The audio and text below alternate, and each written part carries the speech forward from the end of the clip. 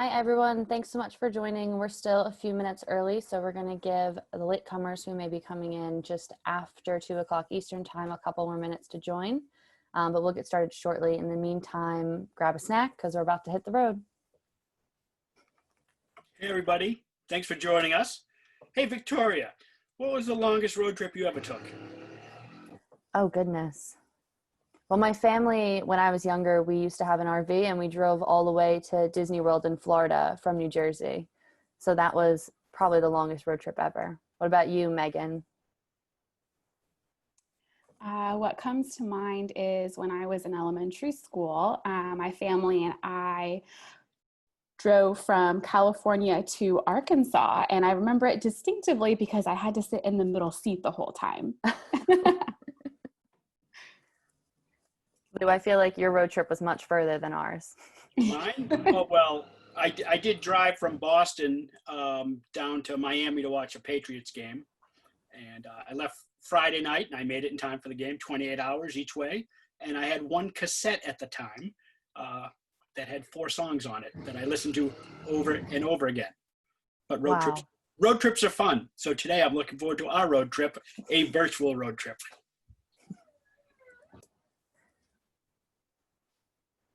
We're just going to give it another minute or two before we officially get started. We do have some people still rolling in and joining.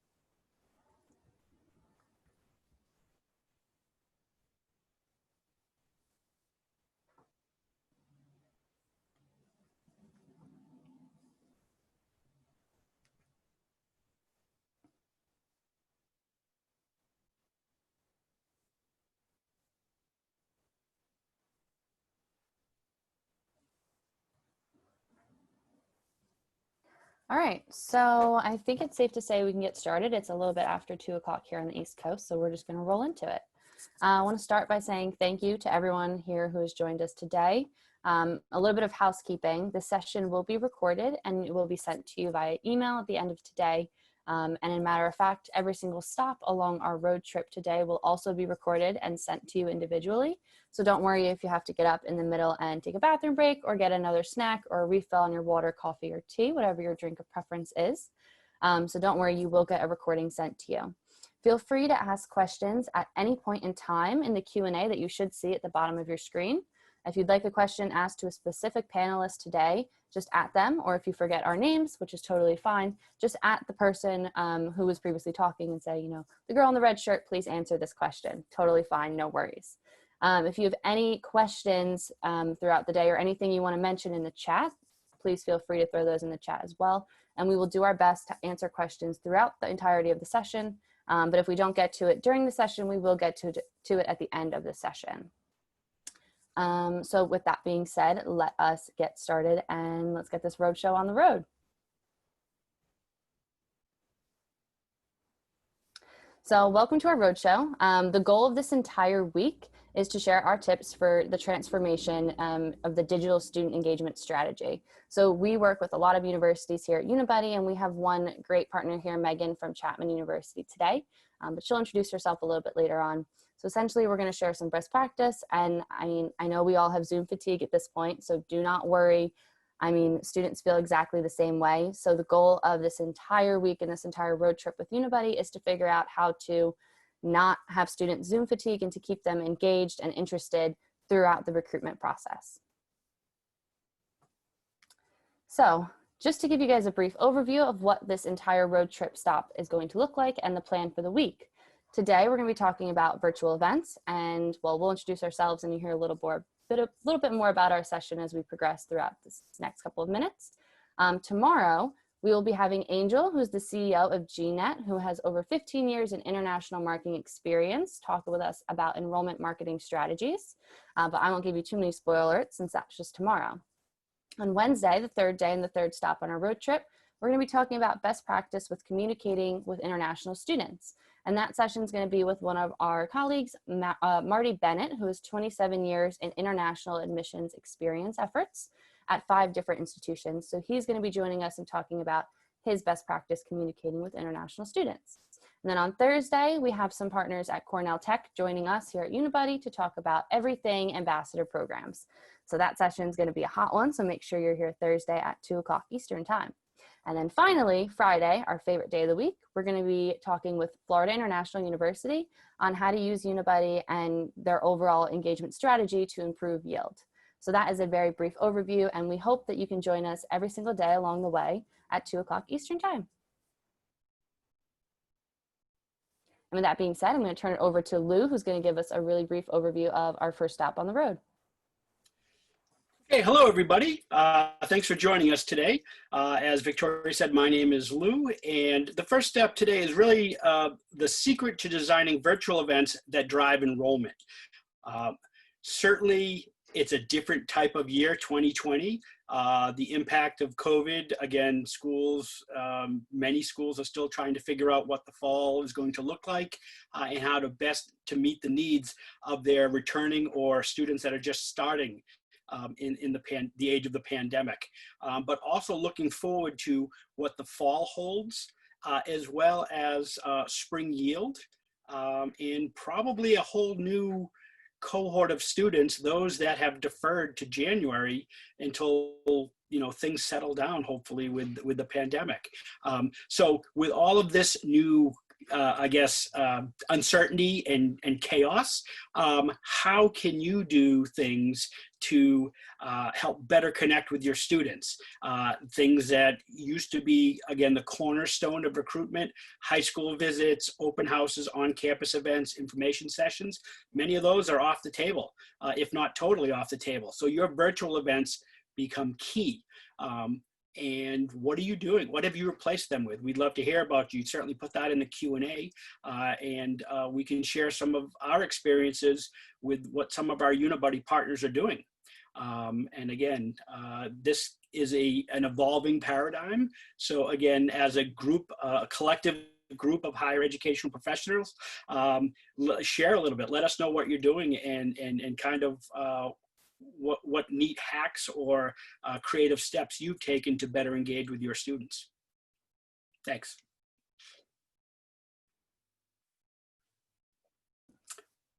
I was on mute. Now I'm not on mute. Welcome to 2020, everyone.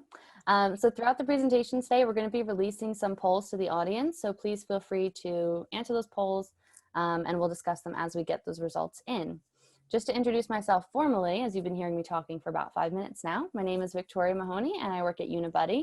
I'm in our university partnerships team. What that means is essentially I talk with new universities who are exploring the option of implementing Unibuddy at their university, help them figure out what their goals are with Unibuddy and what the overall fit would be, and then help them explore, what we do and the ins and outs of Unibuddy. Prior to working here, I was actually a student ambassador in an admissions office. I gave tours, I did all the fun stuff talking with parents and families and the students, of course. And I was actually a Unibuddy ambassador, so I chatted firsthand on the platform. So that's one really great insight as to my background. And over to me. Hi, my name is Lou Greenwald. I'm the head of business development for Unibuddy. First off, I'd like to say that Unibuddy was originally founded in the UK. They went live in 2017. And I was the first US on-the-ground person to join the team.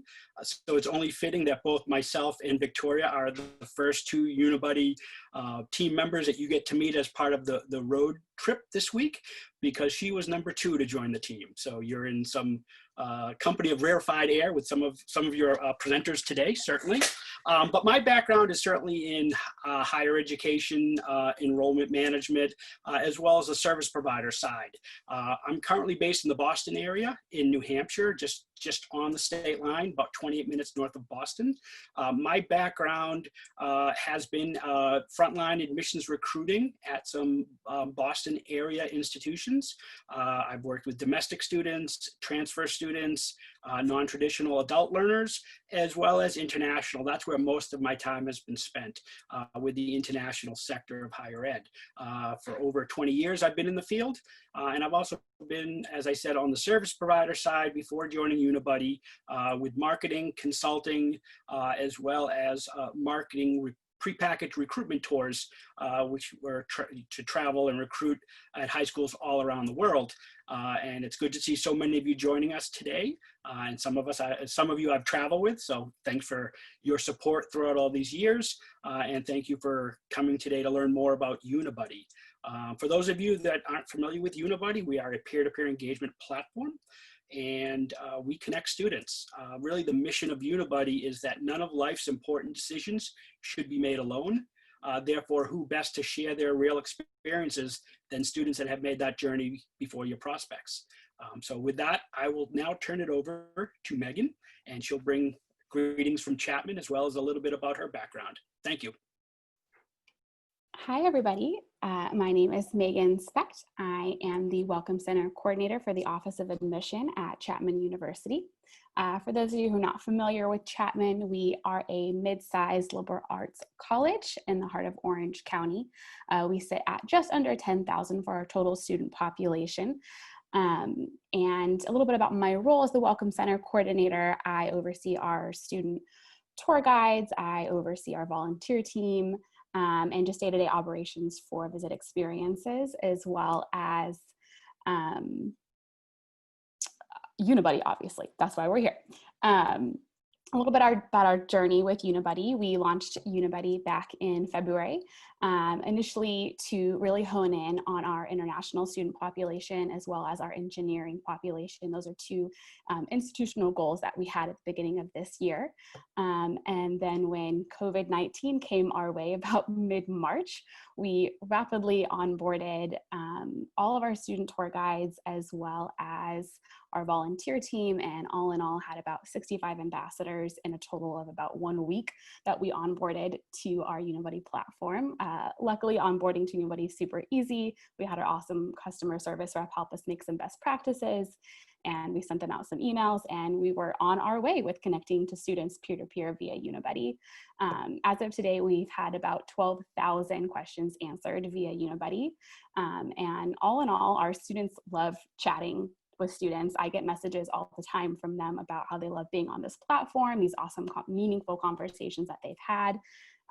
Throughout spring, we tried to have like award ceremonies to really rally the team together and say, hey, you've been the quickest responder and you've been the most engaged on Unibuddy, and give them kind of silly awards. But they all came back to us and said, no, thank you for letting us be a part of this. They've been stoked. They loved that, even though we had to pivot so fast to all virtual, that they've had this opportunity to still connect with students. So it's been really meaningful to them.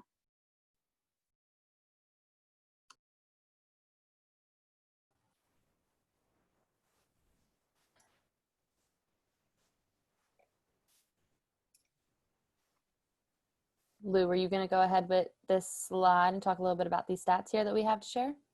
Oh, actually, if would you be able to start off 1 moment, please? Yeah, sure. So essentially, I think we've all figured this out by now that digital and virtual events are not going anywhere anytime soon. It's more about figuring out where digital and virtual fits into the overall strategy, because you can't replace everything that usually happens in person. You can't transition it all to online virtual events, and everyone understands that. But it's figuring out how the two can work together, in person and virtual, in the long term, so that you can ultimately reach the goals that you are working on with your institution. Okay, Vic, thank you for that. And really the second stat, very impressive, again, this is very unique to 2020, is to, again, what's not unique is to create a sense of belonging. What is unique is actually the stat, 900% increase in live events that began really in mid-March. So our platform, again, where we do have the one-to-one chat, we do have the blog, the video diary sharing, as well as a group chat. It was really enhanced with the video feature. And again, that came online right at the right time, very well positioned to meet the need of COVID. So again, a huge uptick in what was going on. Certainly with spring yield, many of our partners deployed the platform for admitted student yield receptions, and again, had really good and positive results. And of course, a lot of that was last minute switches and changes. And that came about, we were able to do that and meet that need. So it's really been a year of transition, certainly in higher ed, but we were happy that we were able to support our partner institutions and at the end of the day, make a better experience for the students. And that's what this platform is for. Absolutely. Well said, Lou. And Megan, there's just a quick question that came through in the chat. Liz is wondering, how many students does Chapman admit per year if you guys have about 10,000 students total? Yeah, our incoming class usually sits between 1,600 and 1,700. Obviously, with COVID this year, those numbers fluctuate. I believe right now for the incoming class of 2020, we're just over 1,600 incoming students. Perfect. Thanks for that. So now I know Mary Kate has asked a question in the Q&A, so I think that's going to fit it really well into our next slide as we transition slides here. So essentially the future looks virtual, like we've already said, and like many of you have heard. Virtual really provides the opportunity to do some things and interact with certain student populations that you might not have been able to interact with as well in person as others. So essentially, Megan, I'm going to ask, how did your team pivot so well and embrace this opportunity that you did not plan for in March? And kind of what does it look like over the past couple of months for your virtual setting? And then on the flip side, what does that look like for this upcoming fall? What does that plan look like?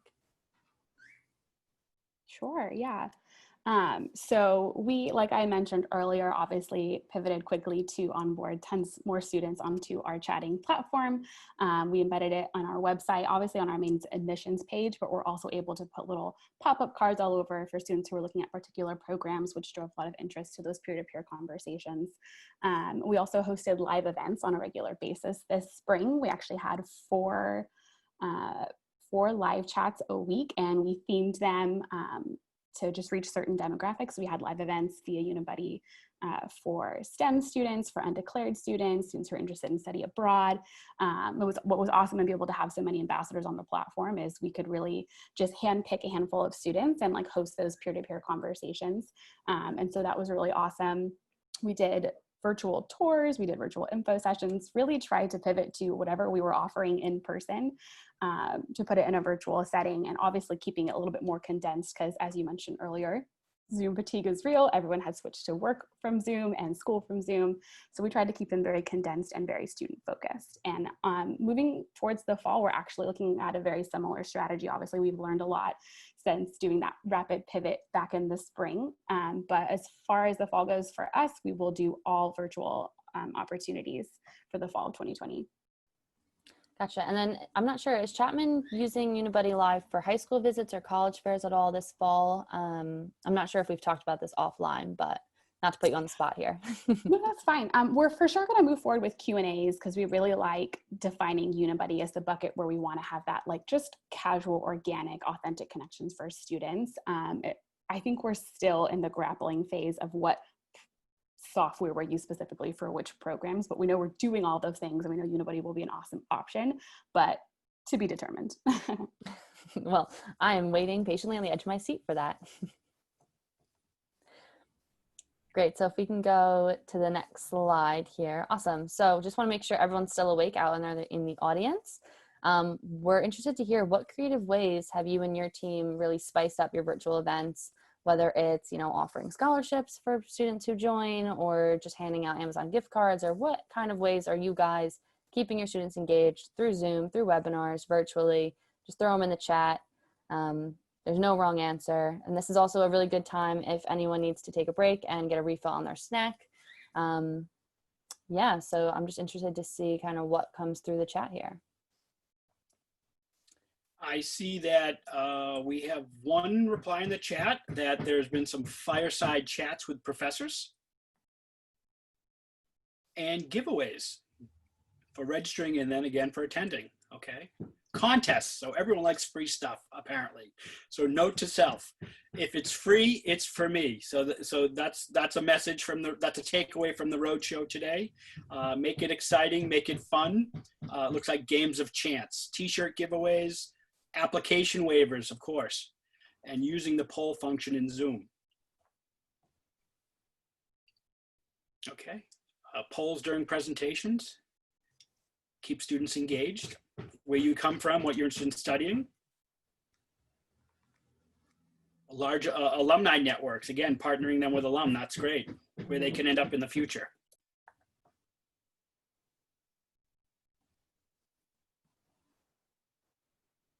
People really love these trivia and these little quizzes and contests on Zoom. I mean, I know here at Unibuddy, we really love a good Kahoot every once in a while. If you're not familiar with Kahoot, please just Google it and check it out because it is fantastic. It is free. There is a paid version, but you don't need that. Just use the free version. But yeah, it's really, really great. And everyone should have gotten a poll. We're asking the audience, have you converted all of your events to virtual, or are some virtual, some in person? Please feel free to submit that response there. And then we're going to chat about the responses as they come in.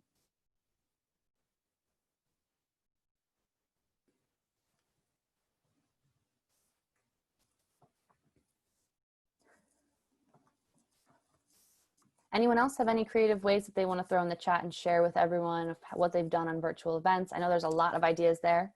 And if you're looking for ideas on how to spice up your virtual events, take some notes of those great ideas in the chat. And I'd also be very curious to learn if specific programming, again, I see Mandy wrote down topic focused presentations. Have any institutions conducted or presented parent specific online virtual events? How are you meeting the needs of parents in all of this new age of virtual events? Yeah, that's a great question, Lou. Megan, are you guys at Chapman doing anything specifically for parents? Because I know parents usually they join, in-person events all the time, most of the time. So how are you incorporating them in the virtual strategy there? You know, I don't know the detailed plan, but I know every fall we typically have a big one-day event called Discover Chapman Day, which obviously we're not having this fall and is now pivoting to Discover Chapman events. And so they're going to be kind of sprinkled throughout our fall semester. And I know usually during our day event, we do have a few specific panels and info sessions that are parent specific. So I can only assume that in our virtual world, we'll have some specifically geared towards parents and the questions that they come with.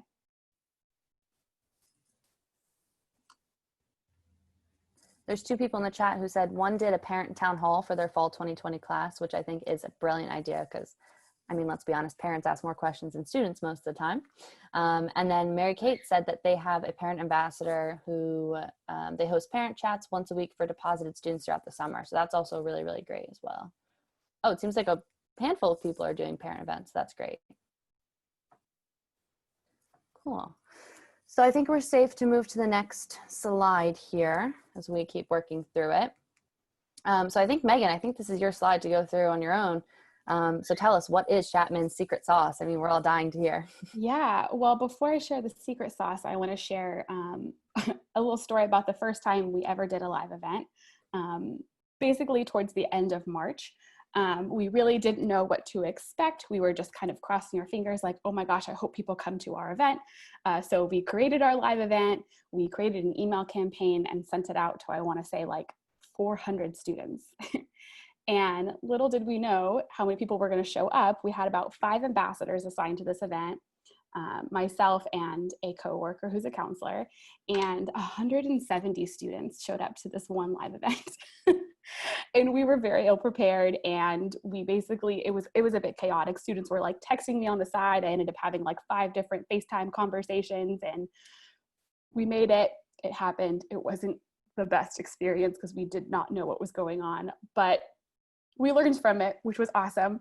And I share that with you to tell you that this secret sauce is kind of a refined process of us learning as we go in this virtual world, as I'm sure we all are doing. So the first thing that we learned in this was capping our events. And the way that we do this is through our CRM. We're a Slate school. So we basically use that Unibuddy live link and we put it inside like our sign up. So the student signs up and whoever signs up gets the link, which is how we moderate how many people have access to that link. makes it a much more smooth process for us, which is awesome. The second thing was just kind of moderating how many ambassadors we have per live event. So we figured for us about 1 student for every 10 signups works. So we start with having maybe 2 or 3 students like assigned to the event in the beginning. And then if the event grows, we add a couple more. If it is not as big, we take a few off. And that's a pretty good ratio for us as far as answering questions in a timely way. And then the last thing is hosting a Zoom call on the side. So obviously the benefit of those peer-to-peer connections is those unique experiences where those students can relate to each other. And so let's say a student asks a specific question about study abroad, and we know that there's one student ambassador who had that experience. I can be on the Zoom call and say, hey, so-and-so, why don't you answer that question because you've had that experience? Why don't you share that with them? Instead of all of a sudden 3 students answering the same question. So we kind of make sure that flow goes well, making sure everyone's questions are being answered well. Yeah, and so through that time frame, we were doing those 4 days a week, admitted student live chats, answering those questions. We ended up having 777 total in attendance, averaging about 40 per, which was really just our prime spot for talking with those admitted students. It was a really overall great experience, and we continue to do those, not quite 4 days a week at this point, because I think students would just roll over being on Zoom every day at that point, but we still do them on a regular basis. They're still super insightful for students. We send out like surveys, and they come back and they just feel really grateful that they got to have like a real life student answer them like right on the bat. So Great, love to hear that. We have a question for you in the chat. William has asked, for your 170 attendee event, how many people were registered? And were all 400 in your campaign pre-registered? Yeah, so we actually did no registration for that event. That's why we had no idea what was going on. So you were completely blindsided when 400 people logged in and you were like, oh, hello, we need more help here. Yeah, we had sent it out just kind of assuming, obviously in a virtual world, the attrition rate is much higher than when you show up to an in-person event. So we figured, oh, we'll just send it out to these students who recently asked for information, and we thought we'd get, a handful back, and we were wrong. Well, you were wrong in a good way, though. We would rather have more people than no people show up. Yes. So one other question in the chat has come through. Ryan, I'm not sure what university, but he said, we have struggled to get parents coming to events. I'm assuming this is virtual events. And he's asking, are there any ways to get parents more involved? So I don't know if Megan, you have any insight to that, or if Lou, you have anything to say there. I know someone, and you mentioned before, someone mentioned doing like a town hall. I think something that really cool that Chapman's been doing is actually our president of the university is doing town halls. I think there's a lot more big picture concerns that parents are having this year as far as just the general safety of their student and their even quality of education they're going to get in this new world that we're navigating. So that's been the biggest thing for us, is just having open forum conversations for those parents. Yeah, and we also have a Facebook page. Oh, that's great too. It's an unofficial parent Facebook page. With the president regularly, or what's the schedule on that? Or are they kind of just like an off the cuff type thing? I'm sure somebody plans them, but there's been like maybe 3 or 4 throughout the times since like the decision deadline and onward. And I think another great way to get parents involved, really look at different segments of your funnel. I always like to remember and never forget the student athletes. Again, they're definitely students that are definitely committed to the institution, and their parents are definitely invested in the process as well, and they tend to show up to games, and they're very involved, and they like to help out as much as they can. So the parents of student athletes is certainly a segment of your funnel that if you don't have specialty programming or other events or opportunities for them to get involved, I think you're missing a very critical element of your funnel that can help spread the good word about your institution. So don't forget about parents or parents of student athletes. Mm-hmm. Well said, Lou. So I think we're ready to transition away from the secret sauce and talk more about some best practice here for virtual events. Yeah, so, or Megan, I think you're going to take the first little orange quotation mark there and run with it, right? Yes. Perfect. So our first little practice here is establishing a clear definition of where your virtual events fit into your overall strategy. So as I mentioned earlier, Chapman is for sure 100% doing all virtual opportunities this fall, even if we end up slowly phasing our students back onto campus for classes. For the sake of limiting the amount of people on our campus, we have committed to only virtual opportunities. And so this summer we spent our time really defining what events we need to recreate, what those will look like, and really what bucket they fall in. Like, is this a general campus overview sort of conversation that we're having when people are still learning about Chapman and their experiences and the programs we offer? Or is this more of an application sort of conversation? Are they talking about financial aid? Are they doing application tips and tricks? Or is this a very student-centered Q&A student panel sort of thing? And so it's really easy, we found, to, when we have all of our heads together, we could come up with a million different virtual events, and that would be a little bit chaotic and overwhelming for people wanting to learn about the school. So as we went through and kind of defined what those key things we want to do for these people in this virtual setting, it really helped us streamline the opportunities that we're going to do on an ongoing basis throughout the fall. And one thing that we really kept in mind as we created these was that these can all be standalone events, whereas in an in-person setting, there was kind of a rhythm in which they would follow, where like they would show up for the tour, they would learn this bit of information, and then they would do the info session afterward, and they would learn this bit of information. But in a virtual world, they can sign up for one and not the other, or they can just do this one specific event. And so we've really made sure that we've kind of added on that student aspect, whether it's a student just popping up at the end for some Q&A and shooting in their Unibuddy profile afterwards saying, hey, I'm still here if you have questions for me, I'm accessible. And that's been super valuable for us to be able to basically just be accessible and keep that conversation going even after the virtual event ends. Great, and I'll take the next one. Measure of student engagement across attendance during event, activity, and interaction with content are key indicators of student intent. So I'm going to do a flashback right now on this road trip and bring you back to the days when I was working in admissions, specifically a college fair. Remember those days? Hopefully they'll be back soon.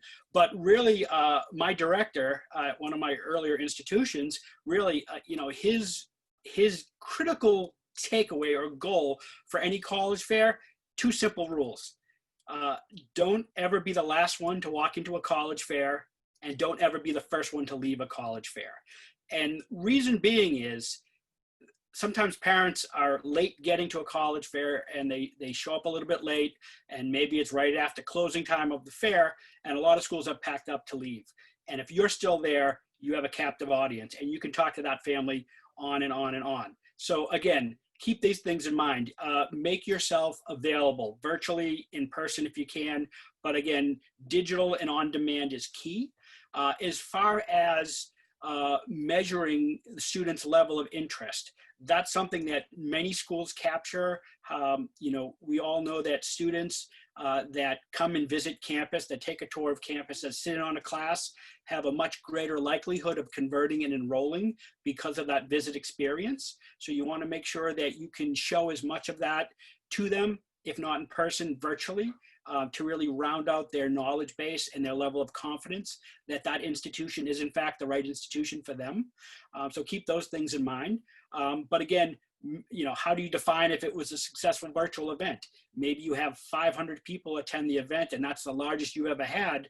But again, you've only yielded maybe 10% of them. I mean, that might be a huge amount, but yielding 20% would be a much better use of your time. So how do you do that? Certainly with the platform and the analytics that we have behind it, you can measure, again, students that come into your pipeline, if that's your first point of contact, as well as how long they stay and how engaged they are in terms of what types of questions they ask, how many questions they ask, and again, how engaged they remain on the platform. So these are all important considerations that you should think about when you say, okay, was this a successful presentation? We do have a poll that just popped up, the tech stack, and the question is, are you happy with your virtual event tech tools? The three options: yes, they're great; no, they are difficult to use, and we are not using any. So be sure to respond to that, and we can certainly present those results shortly. So again, key indicators of student intent. Again, you want to look at the students you currently have, and again, measure what they found to be successful. Measure what makes them happy. Why are they retaining? And again, try to replicate that as best you can with your new audience. I'm going to jump over to the next one. Define all possible variables of success across virtual and in-person and capture the data separately. Of course, comparing virtual events to in-person events that's certainly an apples to oranges comparison, but really look at some key metrics on, intent and outcomes. How many students attended? What is your show rate? How many students signed up for a virtual event but yet weren't able to make it for some odd reason? And then in the follow-up that you do, did they respond? Did they say, oh, I'm sorry, I had practice that ran later, I was stuck at work or something like that? So dig down a little bit deeper than, did they show up? But look for the why. Like, why didn't they show up if they didn't? And look at other things as well. On-campus events, did they show up? Did they have good questions? Were they prepared for an interview or as prepared as they could be? And really just gauge students on what they're bringing and how intent they are. I think virtual events are really great in terms of lead nurturing. We've certainly heard a lot, and I know the industry is full of lead generators, but certainly my own experience getting 3, 4, 5,000 names and contact pieces of information from students is wonderful. But if they're not academically qualified for my institution or financially able to meet the gap of attending that institution from a financial standpoint, those 3, 4, 5,000 leads may not be as impressive as they look on the surface.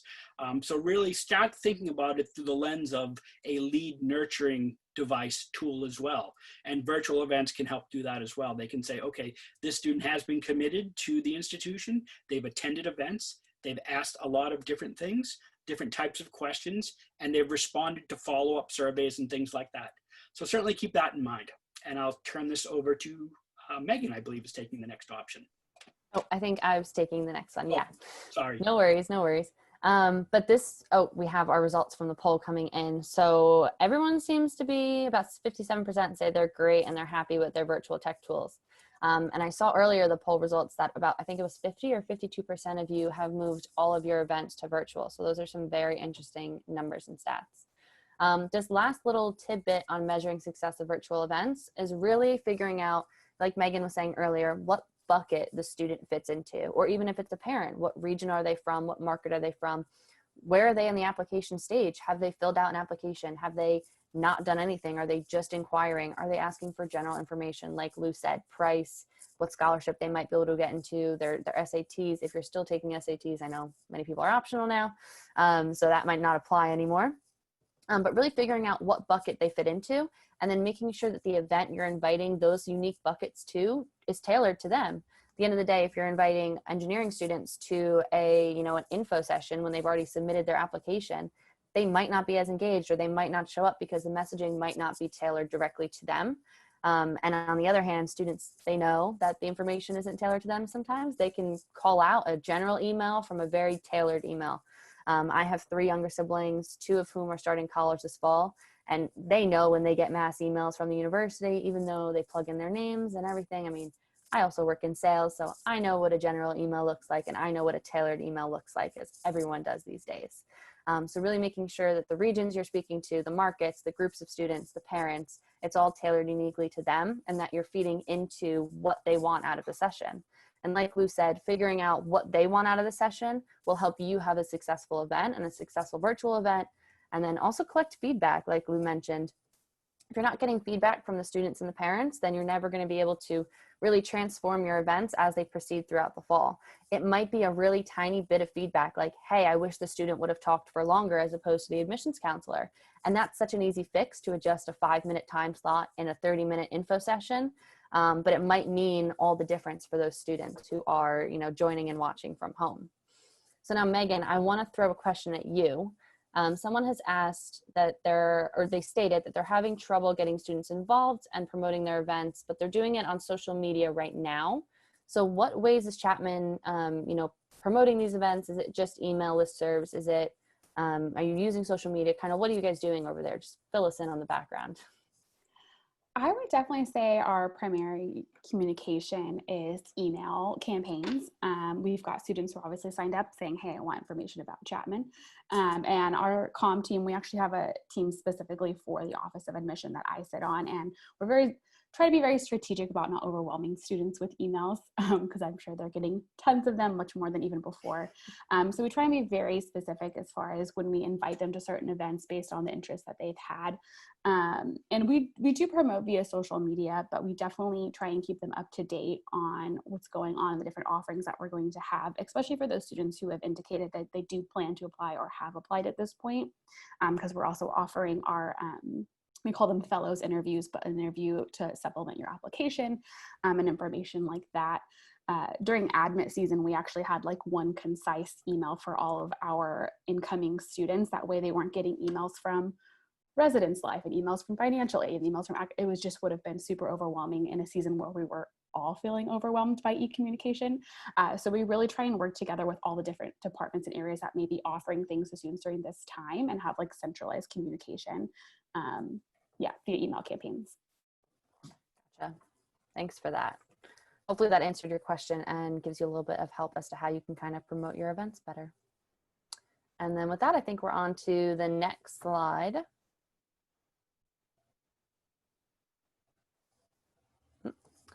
Great. So these are our 3 key takeaways that we've put together as a kind of panelist team today for your presentation in this session.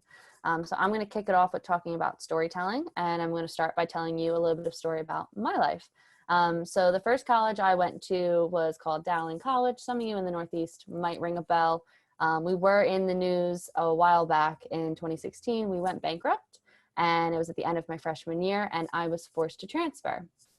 So here I was, a first-year student transferring colleges, did not plan on it, was also playing softball at the time, and was utterly thrown into this world of chaos that seems like a calm storm now compared to a global pandemic. But essentially, when I was visiting campuses and talking with staff and faculty in the admissions office, they were all feeding me the same kind of tad bits of information, and it was all very similar. And yeah, this institution's a little bit different in this way or this shape or form. But ultimately, I wanted to talk to a student who had been through the transfer process before, who had been in my shoes, who knew what I was worried about and knew what my concerns were. And I think that's really where the whole storytelling bit can feed into a virtual session. Figure out and think about back to when you were a student and you were applying to college and you were looking and making this huge life decision. I mean, you're 18 years old and it's one of the first big decisions you make in life. And they're just worried about making the wrong decision or going to the wrong college or enrolling in the wrong place. And, figure out what their fears are and then get a student to talk about them. Say, hey, I'm Jonathan and I'm from Chapman and I was in your shoes and I get it. You're worried, you're concerned, but look, this is what my university offers and this is how they helped me, adjust to college life and adjust to online learning or anything like that. So that's really, my little tad bit on why you should incorporate storytelling into your virtual events. Okay, next up we have anticipate concerns and fears.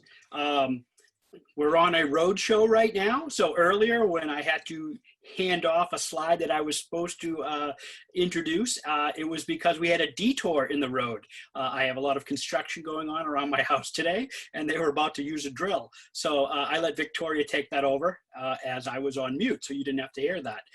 So that's just an example. If you're having a virtual event, again, you can control so much of it, but you can't control everything. So again, have you prepared a backup plan, plan B in case something doesn't go as well as it should? Again, internet disruptions, losing a signal, things like that. What do you have in place, worst case scenario? Have you planned for that? Again, I think the mantra for this fall is plan for the worst and hope for the best, and do everything you can to make sure you can bridge that equation to make sure that it lands on the side of the best event and the best user experience. Some concerns, again, you're opening up a channel where your guests, your participants may ask things that may be inappropriate or may not be best in that type of virtual environment. Do you have safeguards in place for that? We've all heard certainly the phenomenon Zoom bombing. Last year at this time, no one heard of that. It's something new that just started back in March. But do you have safeguards in place to resolve that? So again, we've anticipated that, certainly with the build out of our Unibuddy Live platform. So we do have those safeguards in place.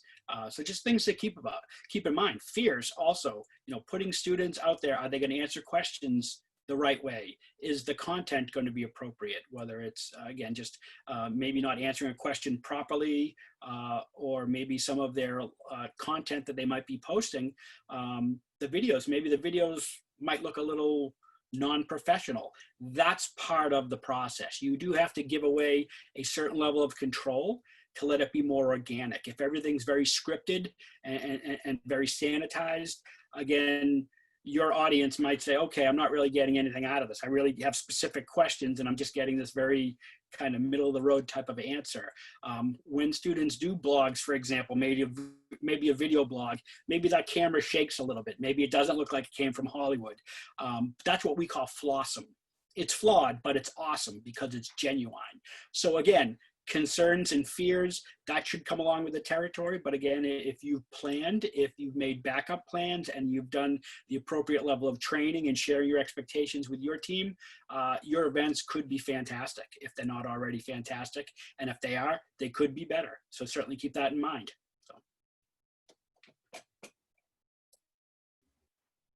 Oh, it looks like we have a poll that just popped up and came through. So sorry to interrupt you for a second, Megan, but please fill out that poll and then let's see what it says. Have you seen a higher turnout for virtual events compared to in-person? So looking forward to seeing your answers there while Megan tells us about her key takeaway. Yes, my key takeaway is keep it short and student focused. I feel like we have unintentionally touched on this several times just because it's such an important part of the conversation when we talk about switching to virtual events. Obviously, like we said, a whole one-day Zoom event is not going to fly. Even a 2-hour virtual campus tour is not going to keep people's attention, and it's not going to be engaging for people. So really redefining and restructuring and whittling down, like, what are those key things that you want to communicate to your audience about your school and what you offer them, as well as keeping it student focused. Like I said before, we really want to tack on those student opportunities to answer those questions at the end of the day. The counselor can answer some specific questions and maybe speak into a little bit about student life, but parents and prospective students alike want to hear from actual current students, just like Victoria shared a little bit in her story. And that's just super, super valuable. And so we really tell our ambassadors, anytime you're hopping on to a information session, a tour, any other kind of virtual event, have your Unibuddy link in a little sticky note in the corner of your computer so you can copy and paste and say, if you have any more questions, I'm right here. I'm accessible. I'm available, because they're who they want to talk to. Even in an in-person setting, I can be sitting there completely available in the visitor center to answer questions and nobody wants to talk to me. And it's fine because they're here for the students. Thanks very much for that, Megan. Liz has another question. On average, how long are your virtual events at Chapman? I'm assuming with Unibuddy, but also in general, kind of what's your typical best length? All of our events are a maximum of an hour. So we do not go past an hour. Perfect. Good. I think that's a good time frame. I mean, I can stay focused for an hour. I think my brothers can stay focused for an hour, but I mean, who knows? Yeah. I mean, presentation, roughly 30, 45 minutes at the most. And then there's always that 30 minutes, 15 minutes of just, what are your questions? Absolutely. So it seems that our poll results are back and that more people have seen a higher turnout for in-person events as opposed to virtual events having a higher attendance. So that's also some interesting information there. And now before we move into our official Q&A, we're going to do a little bit of a trivia since everyone seems to like these trivias and these free giveaways. Whoever answers this question correctly first in the Zoom webinar chat will receive a $50 Amazon gift card. So I'm now going to read the question. So everyone please listen up. If I didn't have your attention, it's a $50 Amazon gift card. Which of these famous musicians wrote the song Route 66? Chuck Berry, Nat King Cole, or Bobby Troup? And there also, the options are there in the chat. Oh, and I believe the winner of this gift card is Amanda Ritchie from, I'm not sure where you're from, but essentially we will email you afterwards and give you some more details on the gift card. And for anyone who didn't know, the answer is C, Bobby Troop. So now we're gonna move into, oh, Angelo State. Well, congratulations, Amanda from Angelo State. You just won a $50 Amazon gift card. Wow, I sound like a true like Roadshow host right now. This is great. So now we're gonna move into the official Q&A. If anyone has any questions, please submit them in the chat now. I believe there was one question earlier from Paige, and she asked, do you think you'll continue these types of events, virtual events, in a post-COVID-19 world? So Meagan, that's all you. Yeah, I absolutely think we'll continue to do virtual events in a post-COVID world, whenever that will be. Wishful thinking. But definitely we'll obviously want to incorporate back our in-person experiences, right? There's really not too much that can replace actually experiencing campus and being there and even just feeling the energy and the vibe of a campus. But the farther reach that we can get by hosting these virtual events, maybe they're not our everyday 2 times a day tour or info sessions, but they really can hone in on a unique population that might not be able to visit campus otherwise, or really get that information or have those student connections. So we definitely plan to, at some capacity, continue our virtual options. They'll just, you know, balance them out a little bit. Yeah, makes sense. So thanks so much, everyone, for taking this journey with us today on the road. I hope everyone had a safe ride and didn't hit too many potholes along the way. If you have questions after the session, we are going to stick around for another 10 minutes as questions come in the chat. But my email is very simply victoria@unibuddy.com, and Lou's is very simply lou@unibuddy.com. So feel free to reach out to us. But we have another question that came through. Amanda has asked. Okay, so Amanda has asked, let me jump over to the chat. Interested in ways you included your student ambassadors outside of events, and that certainly goes over to you, Meagan. I think I know what you're asking here. So our student ambassadors, as I mentioned earlier, are about half our student tour guides, which are a part of like our paid student staff, and then half volunteers, which are just awesome students who want to be a part of what we do at the Office of Admission and connecting with prospective students and families. And so aside from the events that they've been a part of, which are our live chats, our tours, and our info sessions, we actually just have our Unibuddies up on our webpage. There's like a nice little like main platform where you can search based on where that student is from, what they're studying. You can kind of read a little profile about them. And so we definitely encourage prospective students who want to know more at Chapman. We just have a little actually button on our homepage of our website that says chat with a student. And we encourage them just to go and find out who those students are. And then as far as keeping them engaged, if that was what you were asking, I'm not entirely sure. We, like I mentioned before, did those award ceremonies. I spend probably a few minutes every day going through those Unibuddy messages and just making sure that everything's looking good. Students don't have any unique questions that they need help answering, but also just giving them kudos. Students who are obviously spending a lot of time really engaging with a student. You know, we had one student who sent like a 180-word response. I make sure I reach out to them and say, hey, good job, you're doing amazing, and stuff like that. So just those little aspects of making sure, hey, we see you even though we're not physically with you, like you're a part of this and we're thankful.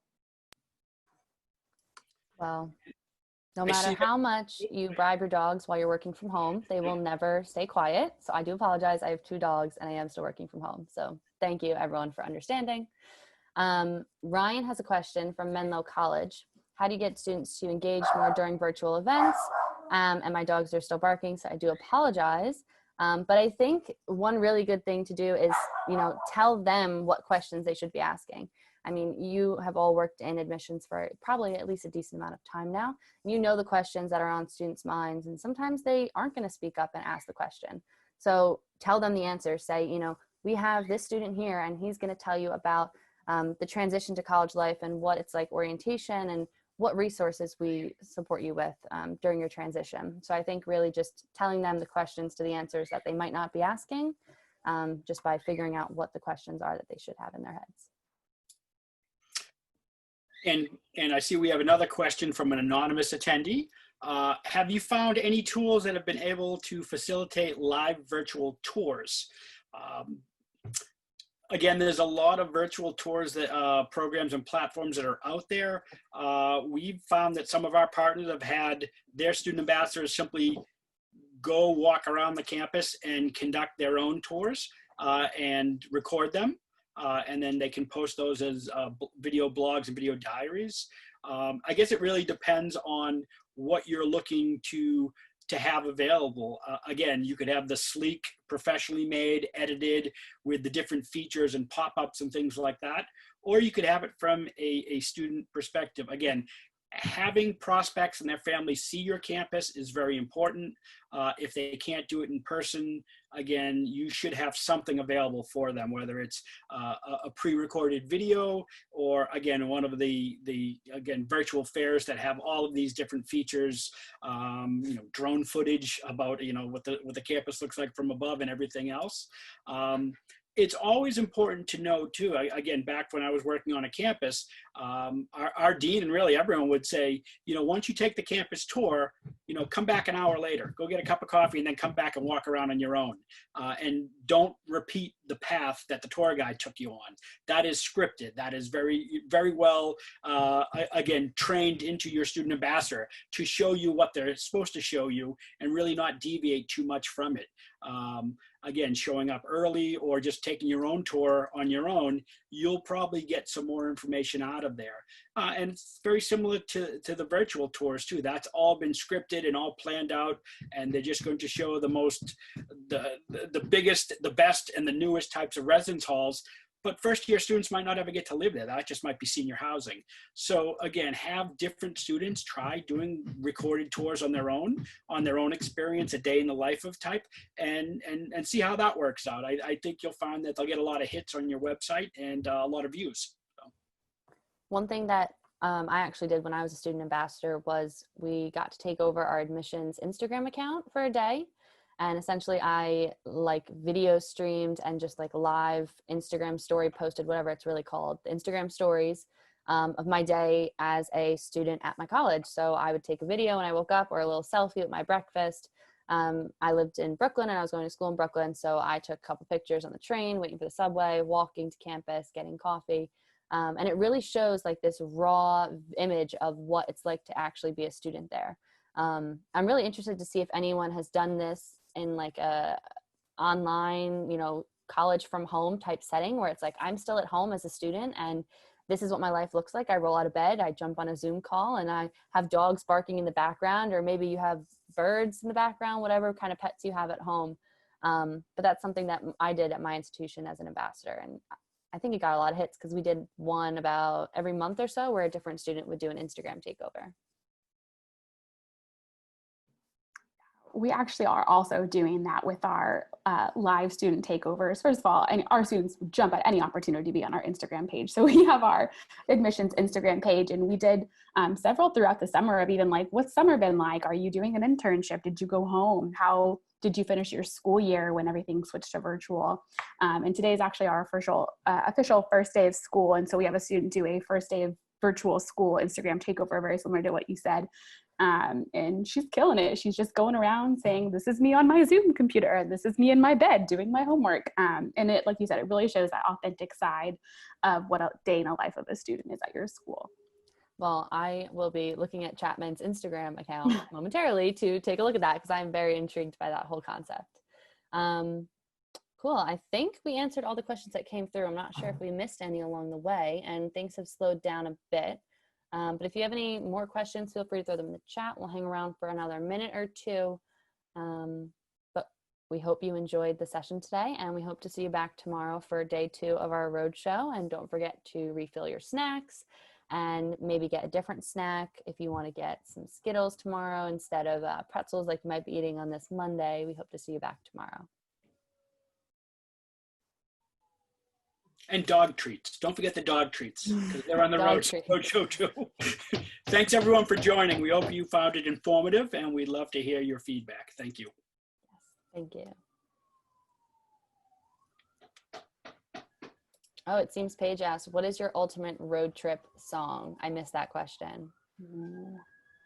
I feel like Life is a Highway is a very cliche answer here, but it is a good jam for when you have your windows down and you're rolling down Route 66.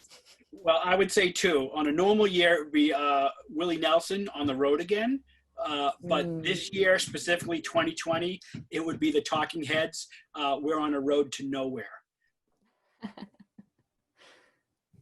Gosh, I don't know. I love ballads. I like anything I can just like sing loudly at the top of my lungs. I'm a terrible singer, but when you're in the car by yourself with your friend, anything. So maybe like Adele is the vibe I'm thinking of, anything like that.